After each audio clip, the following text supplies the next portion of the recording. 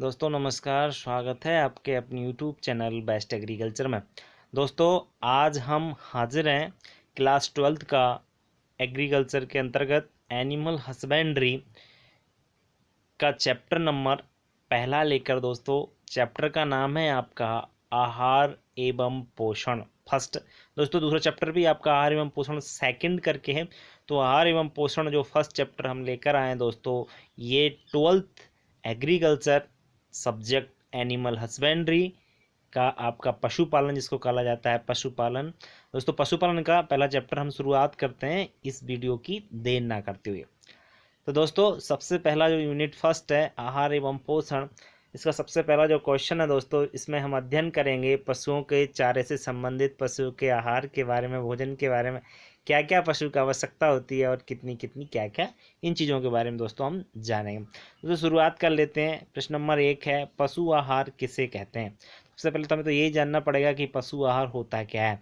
तो दोस्तों चारे दाने की वह मात्रा, किसकी मात्रा, चारे एवं दाना, हम दोनों चीज़ पशुओं को खिलाते हैं। तो चारे दाने की वह मात्रा जो पशुओं को पोषण संबंधी सभी आवश्यकताओं की पूर्ति करती है, वही क्या कहलाती है, आपकी पशु आहार कहलाती है। कहने का मतलब है हम पशु को जो चारा और दाना जो देते हैं वो इसलिए देते हैं कि उसका जो ज़रूरत है उसको उसको पोषण संबंधी सभी आवश्यकताओं की पूर्ति करता है। क्योंकि उसको जो भी चीज़ की आवश्यकता है, जैसे वसा है, प्रोटीन है, कार्बन, इन सब चीज़ जो पोषण होता है वो आवश्यकता होती है, वो सब चीज़ें आपकी दाने एवं चारे में उपस्थित रहती हैं। उसे ही दोस्तों पशु आहार कहते हैं। समझ में आएगा डेफिनेशन आपको। चारे दाने की वह मात्रा जो पशुओं को पोषण संबंधी सभी आवश्यकताओं की पूर्ति करती है, पशु आहार कहलाती है। दोस्तों दूसरा क्वेश्चन देख लीजिए आप लोग, पशु आहार या राशन कितने प्रकार का होता है। तो दोस्तों पशु आहार जो होता है निम्न प्रकार का होता है। इसके जो प्रकार होते हैं वो हम पढ़ेंगे। दोस्तों आहार, राशन या भोजन, तीनों का मतलब एक ही है, ध्यान रखें आप लोग। कन्फ्यूजन होने की बिल्कुल ज़रूरत नहीं है आपको, बस आपको समझते जाना है। सबसे पहला जो प्रकार है दोस्तों वो है संतुलित आहार या संतुलित राशन भी कह सकते हैं। तो दोस्तों वह राशन जो पशु को जीवन निर्वाह के लिए, जीवन निर्वाह का मतलब होता है उसको जीने के लिए, अगर पशु कोई काम नहीं करता, यूं ही जनरली उसके जीने के लिए आप जो भोजन दे रहे हो, जो आपकी सभी उसकी पोषण की आवश्यकताओं की पूर्ति करता हो, वही आपका संतुलित राशन कहलाता है। सीधे सीधे आप दूसरी भाषा में ये भी कह सकते हो कि पशु के लिए जनरली जो जीवन जीने के लिए जो चारा या जो दाना या जो भी आहार दिया जाता है उसी को संतुलित आहार कहते हैं। तो समझ गए होंगे दोस्तों संतुलित आहार किसे कहते हैं। वह राशन जो पशु को जीवन निर्वाह के लिए दिया जाता है और उसकी सभी आवश्यकताओं की जो पूर्ति करता है वही संतुलित राशन कहलाता है। दोस्तों दूसरा है आपका वर्धक राशन। दोस्तों वर्धक राशन क्या होता है इसको भी समझ लीजिए। वह राशन जो निर्वाह राशन के अलावा या अतिरिक्त, आपका जो निर्वाह राशन दिया जाता है उसके अतिरिक्त पशुओं को उनकी वृद्धि, उत्पादन क्षमता या शारीरिक कार्य के लिए दिया जाता है, वह वर्धक राशन कहलाता है। ध्यान रखें दोस्तों, वर्धक राशन का मतलब जो है निर्वाह राशन उसके जीवन निर्वाह के लिए तो दे रहे, उस राशन के अलावा अतिरिक्त आप उसकी वृद्धि के लिए, पशु की वृद्धि हो, उसका उत्पादन मिले हमको, उससे जो भी दूध देता है या जो भी खेत में कार्य करता है वो उसकी शारीरिक क्षमता हो, शारीरिक कार्य हो, उसके लिए जो भोजन दिया जाएगा, जो राशन दिया जाएगा, उसी को दोस्तों वर्धक राशन कहते हैं। समझ में आपको आ गया हो। कुछ नहीं है इसका मतलब, उसकी वृद्धि और उत्पादन से मतलब है, उसके शारीरिक कार्य से मतलब है, तो वही राशन आपका वर्धक राशन कहलाता है। दोस्तों तीसरा है आदर्श राशन या आदर्श आहार। ये क्या होता है, तो वह आहार जो पशुओं को उसके वजन के अनुसार दिया जाता है। किसके अनुसार, जैसे मान के चलिए 100 किलो का आपका पशु है, तो आप वजन के अनुसार उसको अगर भोजन दे रहे हो तो वो आपका जो राशन है, जो आहार है, वो आपका क्या कहलाता है, आदर्श राशन या आदर्श आहार कहलाता है। समझ में आया होगा। आदर्श राशन बहुत सिंपल सी बात है, उसके बस आपको ध्यान रखना है वजन के अनुसार। किसके अनुसार, वजन। जैसे आपकी, जैसे 200 किलो की गाय है या 200 किलो की भैंस है आपकी, तो उसके अनुसार आप लोग उसको दे रहे हो। जैसे जैसे 100 किलो गाय है तो 100 किलो को आप 1 किलो दाना दे रहे हो, या आप मतलब चारा दे रहे हो उसी के। तो कहने का मतलब मेरा ये है, आदर्श राशन क्या होता है, पशु को उसके वजन के अनुसार दिया जाने वाला राशन ही आपका आदर्श आहार या आदर्श राशन कहलाता है। दोस्तों ये थे आपके पशु आहार के प्रकार। आगे बात कर लेते हैं दोस्तों। प्रश्न नंबर तीसरा है आदर्श राशन या भोजन आहार जो भी होता है, मतलब या तो भोजन कह सकते हैं, आहार कह सकते हैं, रसम, इन तीनों आपको पहले बता दिया, उसके गुण आपको बताना। इस आदर्श राशन की आप बात कर रहे थे, जो उसकी वृद्धि विकास के लिए, उसके उत्पादन के लिए जो राशन आप देते हो उसे आदर्श राशन कहते हैं, जैसे आपने इससे पहले पढ़ा। उसके शारीरिक कार्य के लिए जो भी दिया जाता है तो उसे आदर्श राशन कहिए, तो आपने पढ़ लिया। अब बात कर रहे हैं कि जो आप आदर्श राशन होता है उसके गुण क्या होते हैं, उसकी विशेषताएं क्या होती है, तो उनके बारे में हम थोड़ा सा जान लेते हैं। दोस्तों, ऐसा होना चाहिए आदर्श राशन, कैसा होना चाहिए आदर्श राशन, पाचनशील हो। कैसा हो, ऐसा नहीं हो आप उसको भूसा दे दो, सूखा भूसा रख दीजिए, और वो जैसे आप अब कोई पशु है, जैसे आप बैल मान लीजिए, तो खेत में कार्य करता है, अब वो खेत में कार्य कर रहा है, आप उसे घर पे आके सूखा भूसा खिला रहे हो, तो इससे काम नहीं चलेगा। कहने का मतलब ऐसा भोजन आपको देना है जो कि पाचनशील हो। कह सकते दूसरी भाषा में कि आपको हरा चारा उस पशु को खिलाना है। दोस्तों, जैसे दूसरा पॉइंट है, राशन सस्ता होना चाहिए और आसानी से मिलने वाला हो। ऐसा भी हो, ऐसा नहीं हो किसान परेशान हो रहा है, महंगा राशन खरीदना पड़ रहा है उसको, और वो आसानी से भी नहीं मिल रहा है, कहीं बाहर जाना पड़ रहा है। तो कहने का मतलब ऐसा राशन होना चाहिए, सस्ता होना चाहिए, और यहीं जैसे पशु जहाँ पर रहते हैं वहीं पे आसानी से वो मिल जाए, या तो खुद के पास भी अगर चारा है तो वही पशु उसको खिला सकता है पशु को। दोस्तों, तीसरा पॉइंट है, राशन स्वच्छ हो और उसमें किसी प्रकार की गंध ना हो। सही बात है दोस्तों, ऐसा नहीं हो कि कोई चारा, अपन गांव में क्या करते हैं, होता है कि चारा सड़ भी गया है, खराब हो गया है, वो भी पशु को आप रख रहे हो, तो ऐसा नहीं करना है। आदर्श राशन की जो विशेषता है वो ये है कि आदर्श राशन दोस्तों बिल्कुल स्वच्छ होना चाहिए, बिल्कुल साफ होना चाहिए। समझ में आया ना? स्वच्छ एवं साफ आपको पशु को भोजन देना है, और कैसा होना चाहिए, इसमें किसी प्रकार की गंध ना आती हो। ठीक है दोस्तों, नेक्स्ट पॉइंट है, चौथा नंबर, राशन संतुलित हो, जिसमें सभी प्रकार के पोषक तत्व उपस्थित। संतुलित का मतलब यही है कि उसमें जो भी सभी प्रकार के पोषक तत्व हैं वो उसमें उपस्थित होना चाहिए, वही राशन आपके पशु को देना चाहिए। पांचवा पॉइंट है दोस्तों, आहार में विभिन्नता होनी चाहिए, वेरिएशन होना चाहिए। कहने का मतलब मेरा ये है कि ऐसा ना हो एक दिन आपने सानी दे दी तो सानी सानी दे रहे हो, या आपने आज उसको कड़प खिलाई है तो कड़प या भूसा, तो ऐसा नहीं होना चाहिए, उसमें वेरिएशन होना चाहिए। जैसे आज भूसा खिलाया तो कल उसको हरा चारा खिलाओ, हरा चारा खिलाया तो परसों और उसको खली डालो। कहने का मतलब मेरा ये है कि उस आहार में विभिन्नता होना चाहिए। तो ये थे दोस्तों आपके आदर्श राशन के गुण। बहुत सिंपल सी बात है, अगर आपने समझ लिया हो तो आपको समझ में आ गया हो। नेक्स्ट जो क्वेश्चन है दोस्तों, प्रश्न नंबर चौथा, पाचन गुणांक किसे कहते हैं, इसका सूत्र लिखिए। कई बार ये क्वेश्चन पूछा जा चुका है दोस्तों, इसको थोड़ा सा आप लोग समझें। किसी भी खाद्य पदार्थ में प्रत्येक पोषक तत्व की वह प्रतिशत मात्रा जो पच जाती है उस पोषक तत्व का पाचन गुणांक कहलाती है। बहुत सिंपल सी बात है, कोई खाद्य पदार्थ, सपोज दैट मान लीजिए आप कोई हरा चारा है वो आपने दिया, उसमें प्रत्येक पोषक तत्व की भाई प्रतिशत मात्रा, कोई भी उसमें पोषक तत्व है, जो हरा चारा है उसमें कोई पोषक तत्व है, कोई की बात नहीं कर, बहुत सारे होते हैं, प्रत्येक मतलब जैसे मान के चलिए 5 है तो प्रत्येक की भाई परसेंट मात्रा जो पच जाती है, पशु को खिलाई तो सभी जैसे 5 है तो 5 की पच गई, उस पोषक तत्व का पाचन गुणांक कहलाती है। तो उस पोषक तत्व का वही क्या कहलाती है, पाचन गुणांक, जो परसेंट मात्रा है कौन सी जो पच गई है। बस इतना आपको ध्यान रखना, थोड़ा डिफिकल्ट है, बस समझना है आपको, समझ गए तो काम हो जाएगा। फॉर्मूला क्या है दोस्तों, फॉर्मूला देख लीजिए। सूत्र है, खाए गए चारे की मात्रा माइनस गोबर में निकले चारे की मात्रा और बटे पूरे खाए हुए चारे की मात्रा, मतलब जो पशु ने चारा खाया उसकी मात्रा माइनस में गोबर में निकले चारे की मात्रा, गोबर में कितने परसेंट निकला वो मात्रा, और बटे पूरे खाए हुए चारे की मात्रा, मतलब जितना भी पशु ने खाया है। ये आपका पाचन गुणांक का फॉर्मूला है, इसको आप लोग थोड़ा सा याद रख लीजिए, जो आपके लिए काम आएगा। तो ये दोस्तों आपका पाचन गुणांक। आगे बात कर लेते हैं दोस्तों, आपका भोजन के लिए आवश्यक तत्वों के नाम लिखिए। मतलब पशु के लिए आप जो भोजन देते हो उसमें कौन कौन से आपके तत्व होना चाहिए, उनके नाम आपको बता रहे हैं दोस्तों। तो निम्न आपके आवश्यक तत्वों की आवश्यकता होती है भोजन के लिए, जो आप भोजन पशु के लिए खिलाते हो उसमें।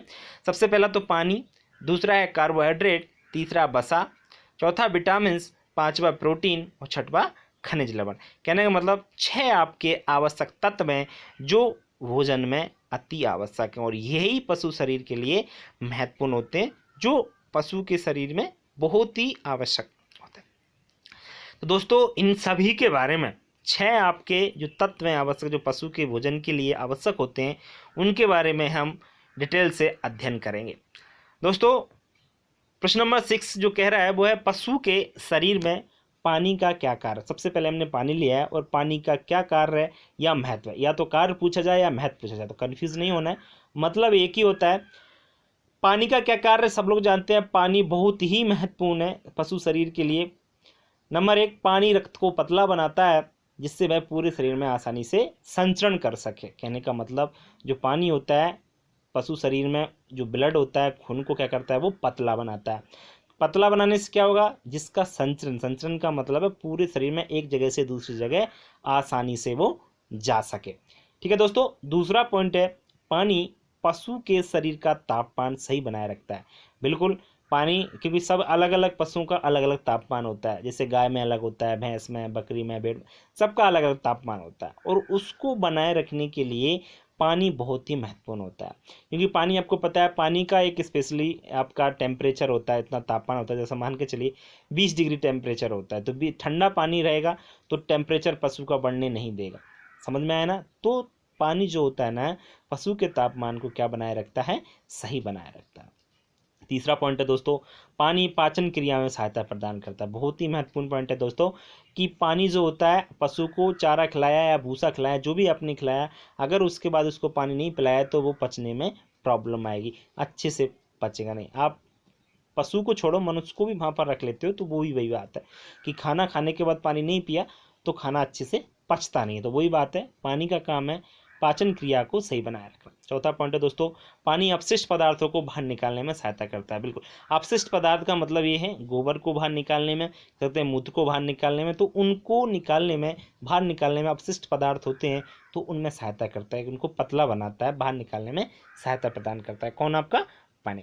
दोस्तों पांचवा पॉइंट है, पानी भोजन निगलने में विलायक का कार्य करता है। सही बात है, पानी अगर पशु चारा चर रहा है तो उसको क्या बनाता है, लचीला बनाता है, उसमें नमी उत्पन्न करता है और उसको विलायक का एक रूप देता है, एक गाढ़ा पदार्थ बना करके उसको अंदर ले जाने का, एक निगलने का कह सकते हैं, वो कार्य करता है। ये इसमें भी महत्वपूर्ण। अगर सूखा, डायरेक्टली सूखा तो खा नहीं सकता है पशु, आप कहते हैं बीच में फना लग जाएगा, उसको अटक जाएगा, तो कहने मतलब अगर पानी की मात्रा रहेगी उसमें लार मिल जाएगी तरीके से, और लार कहाँ से आएगी, जब पानी पिएगा पशु तो कहाँ से आएगी, तो वहीं से एक विलायक का कार्य करता है। कौन, पशु।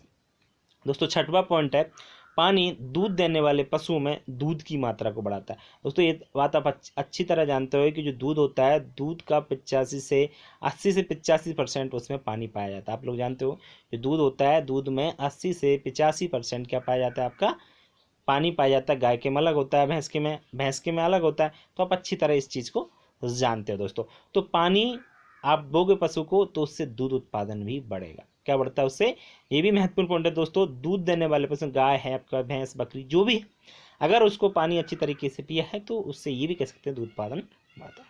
दोस्तों ये थे आपके पानी के कार्य।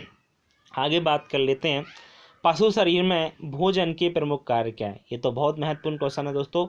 जैसे तरह पानी का महत्वपूर्ण कार्य था, उसी तरह किसी भी पशु के लिए, उसके शरीर के लिए भोजन प्रमुख है, बहुत महत्वपूर्ण है दोस्तों। प्रमुख कार्य क्या है, क्या महत्व है भोजन का, सब लोग समझते हैं इस चीज़ को, ज़्यादा सोचने समझने की जरूरत नहीं है, वो थोड़ा सा दिमाग लगाना है बस, और कुछ नहीं है दोस्तों। समझिए इस क्वेश्चन को, पशु शरीर में भोजन के कार्य निम्नलिखित हैं। ये तो लाइन आपको लिखनी ही होती है जब भी कभी आप एग्जाम में बैठते हो जब। दोस्तों पहला पॉइंट आपका जो है, भोजन पशु शरीर को ऊर्जा प्रदान करता है जिससे वह विभिन्न कार्य कर सके।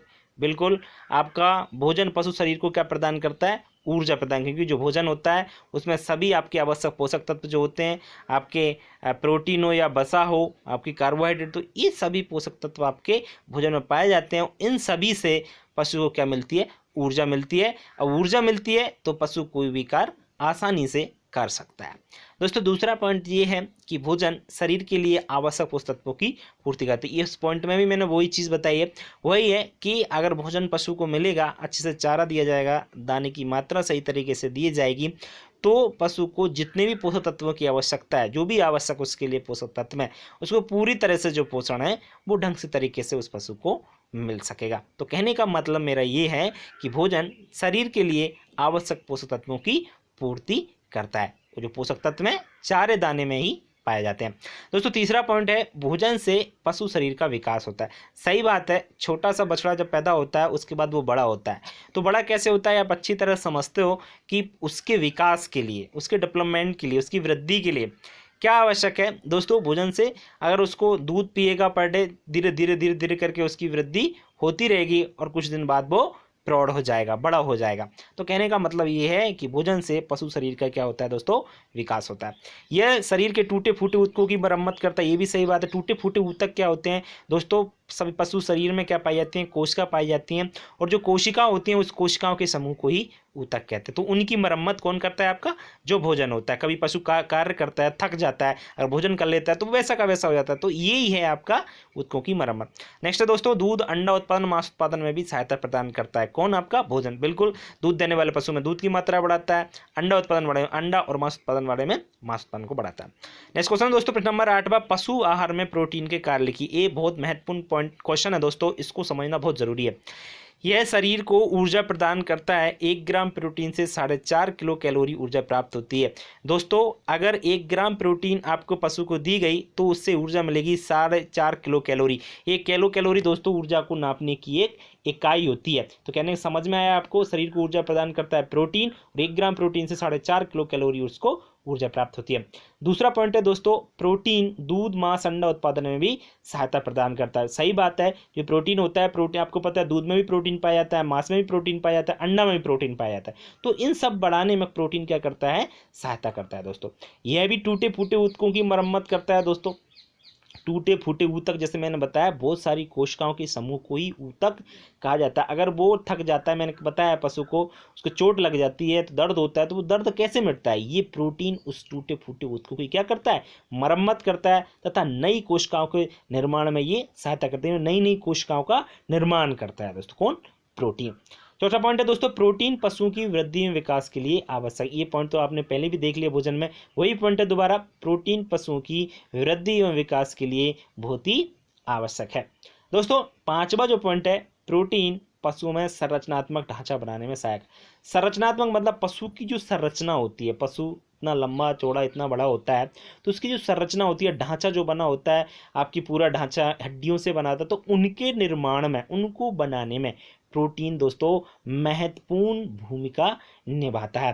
दोस्तों प्रोटीन से जो आपकी ऊर्जा मिली आपको, दूध, मांस, अंडा, ये बहुत ही इंपॉर्टेंट क्वेश्चन है दोस्तों, कई बार पूछा चुका है, इसको थोड़ा सा आप लोग ध्यान से पढ़ा दोस्तों। नेक्स्ट क्वेश्चन है प्रश्न नंबर 9, जिसमें पशु शरीर में कार्बोहाइड्रेट एवं वसा के कार्य। दोस्तों मैंने एक क्वेश्चन में ही कर दिया है, क्वेश्चन 2 है, बस आपको समझना है कि एक तो है कार्बोहाइड्रेट के कार्य में, दूसरा है वसा के कार्य में। तो सबसे पहले दोस्तों हम कार्बोहाइड्रेट को ले लेते हैं। तो कार्बोहाइड्रेट दोस्तों, कार्बोहाइड्रेट के कार्य निम्नलिखित हैं। कार्बोहाइड्रेट सब लोग जानते हैं, जो मीठापन होता है उसी जो वही कार्बोहाइड्रेट पर, जैसे आपके बहुत सारे लैक्टोज है, जैसे दूध में पाया जाता है, फ्रक्टोज है, आपका ग्लूकोज है, तो ये सब क्या है, ये सभी कार्बोहाइड्रेट हैं दोस्तों। तो उन्हीं के बारे में हम लोग अध्ययन करेंगे। सबसे पहला पॉइंट है दोस्तों, सबसे पहले ऊर्जा शरीर को इसी से मिलती। सही बात है, अगर कोई पशु भोजन करता है तो सबसे पहले उसमें से जो ऊर्जा मिलेगी वो कार्बोहाइड्रेट ही सबसे पहले आपको ऊर्जा प्रदान करेगा। चाहे मनुष्य की बात करो या पशु की, तो उसमें जो ऊर्जा सबसे पहले मिलती है तो कार्बोहाइड्रेट के द्वारा मिलती है, इसके बाद आपकी प्रोटीन से, इसके बाद वसा से आपको ऊर्जा मिलती है। ध्यान रखें दोस्तों, 1 ग्राम कार्बोहाइड्रेट से 4 किलो कैलोरी आपको ऊर्जा प्राप्त होती है। मतलब 1 ग्राम अगर कोई मीठी चीज खा ली तो उस 1 ग्राम मीठी चीज से 4 किलो कैलोरी ऊर्जा प्राप्त होगी। ध्यान रखें दोस्तों इस पॉइंट को। नेक्स्ट क्वेश्चन है, नेक्स्ट पॉइंट है दोस्तों दूसरा, यह शरीर के टूटे फूटे ऊतकों की मरम्मत करता है। वही बात है, क्योंकि ऊर्जा मिल रही है तो आप सिंपल सी बात है, वही पॉइंट इसमें फिर से दोबारा लिख सकते हो कि यह टूटे फूटे ऊतकों की मरम्मत करता है। टूटे फूटे ऊतक तो मैंने आपको कई बार 2 बार बता ही दिया, तीसरी बार फिर बता रहा हूँ दोस्तों। बहुत सारी कोशिकाएं शरीर में पाई जाती हैं, वो कोशिकाएं क्या हो जाती है, खत्म हो जाती है।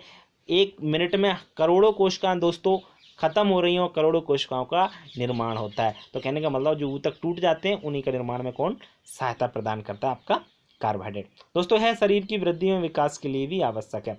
कौन, आपका कार्बोहाइड्रेट दोस्तों पशु के शरीर की वृद्धि के लिए और उसके विकास के लिए आवश्यक। वही पॉइंट इसमें फिर दोबारा आ गया है, तो आपको ज़्यादा इसमें दिमाग लगाने की जरूरत है ही नहीं, क्योंकि वही के वही पॉइंट्स दोबारा निकल के आ रहे हैं दोस्तों। चौथा पॉइंट है पशु शरीर का ताप बनाए रखता है, पशु के तापमान को ये बनाए रखता है। कौन, कार्बोहाइड्रेट दोस्तों। 5वां पॉइंट है, जुगाली करने वाले पशु के र्यूमेन में जीवाणु की क्रियाशीलता को बढ़ाता है दोस्तों। इस पॉइंट्स को थोड़ा सा समझना है। जुगाली का मतलब होता है पशु जो भोजन करता है, जो भी चारा दाना खाता है तो उसको पचाने के लिए जुगाली करता है। और जुगाली करना क्या होता है, मुंह को खाना चारा चरने के बाद मुंह को बार बार चलाता है। आपने देखा होगा पशु, तो आपको पता होगा पशु बार बार मुंह को चलाता है, उसी क्रिया को जुगाली कहते हैं।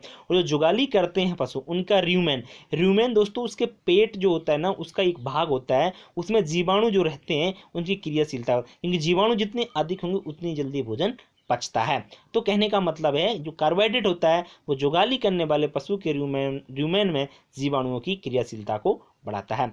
वसा के कार्य हैं दोस्तों, वसा के देख लीजिए। वसा शरीर को ऊर्जा प्रदान करता है और 1 ग्राम वसा से 9.5 किलो कैलोरी ऊर्जा प्राप्त होती है। बहुत ही महत्वपूर्ण पॉइंट है दोस्तों, वसा का कार्य है, वसा से भी ऊर्जा मिलती है। ऊर्जा कितनी मिलती है, अगर 1 ग्राम वसा है तो 9.5 किलो कैलोरी ऊर्जा प्राप्त हो जाती है। सबसे ज़्यादा ऊर्जा बात करें तो वसा से ही मिलती है।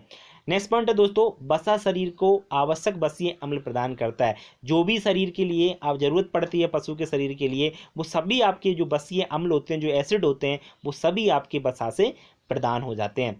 तीसरा पॉइंट है दोस्तों, वसा शरीर को सर्दी व गर्मी से बचाता है। ये भी महत्वपूर्ण पॉइंट है। आपका जो वसा होता है, जो ऑयल होता है, वो सर्दी व गर्मी दोनों से पशु को बचाता है।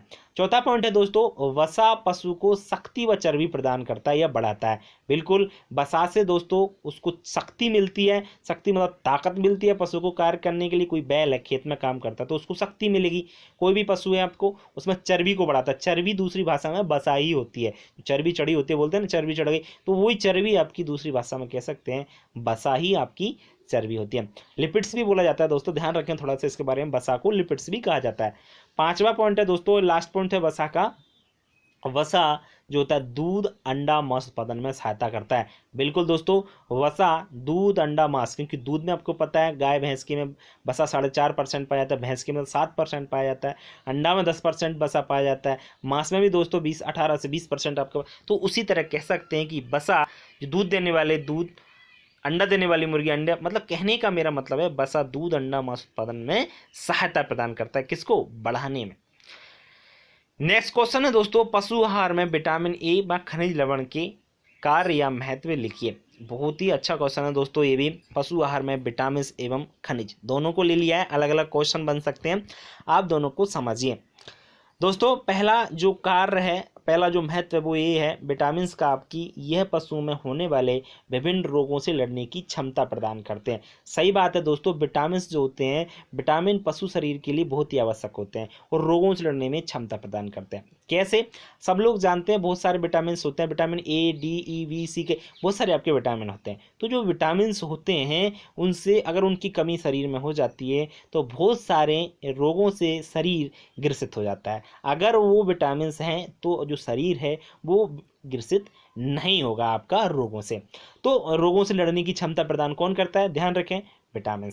दूसरा, विटामिन ई प्रजनन शक्ति बनाए रखने के लिए आवश्यक होता है। बहुत इंपॉर्टेंट पॉइंट है दोस्तों, विटामिन ई जो होता है, विटामिन ई करता है प्रजनन शक्ति। प्रजनन शक्ति का मतलब होता है जो आपके बछड़े होते हैं वो पैदा करने की क्षमता जो होती है वो अधिक बनाए रखने के लिए, शक्ति बनाए रखने के लिए आपका विटामिन ई बहुत आवश्यकता होता है, बहुत ही आवश्यक है दोस्तों। विटामिन ई की जब भी कमी आ जाती है ना तो आपके अनफर्टाइल हो जाते हैं जो भी आपके पशु होते हैं। वो मनुष्य में भी यही चीज़ जोड़ सकते हैं, अनफर्टाइल क्यों होते हैं, विटामिन ई की कमी के कारण आपकी स्टेरिलिटी आ जाती है।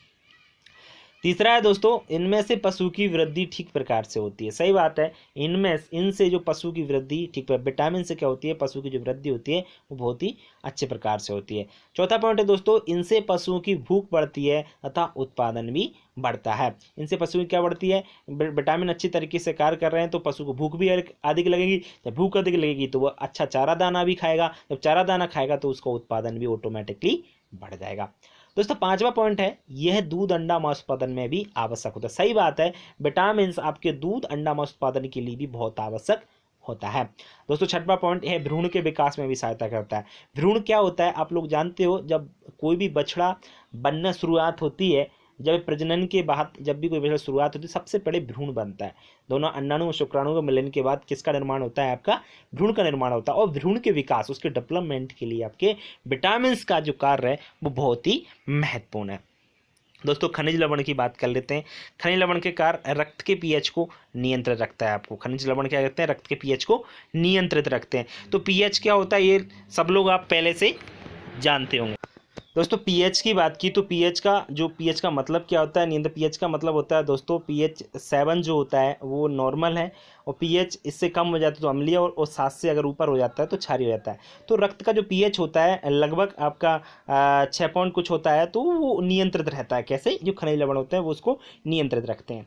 दूसरा है दोस्तों खनिज भोजन के पाचन में सहायता करते हैं। सही बात है, जो आपके खनिज लवण होते हैं वो पचाने में, भोजन को पचाने में भी क्या प्रदान करते हैं, सहायता प्रदान करते हैं। तीसरा पॉइंट है दोस्तों कैल्शियम व फास्फोरस हड्डियों को मजबूत करते हैं। एक बात ध्यान रखना, जो पशु के दांत होते हैं और जो हड्डियां होती हैं वो प्योर कैल्शियम व फास्फोरस के बने होते हैं।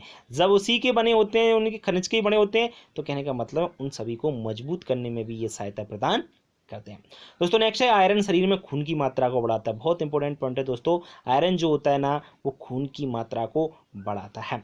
पांचवा पॉइंट है दोस्तों, यह पशु शरीर को विभिन्न रोगों से बचाते हैं।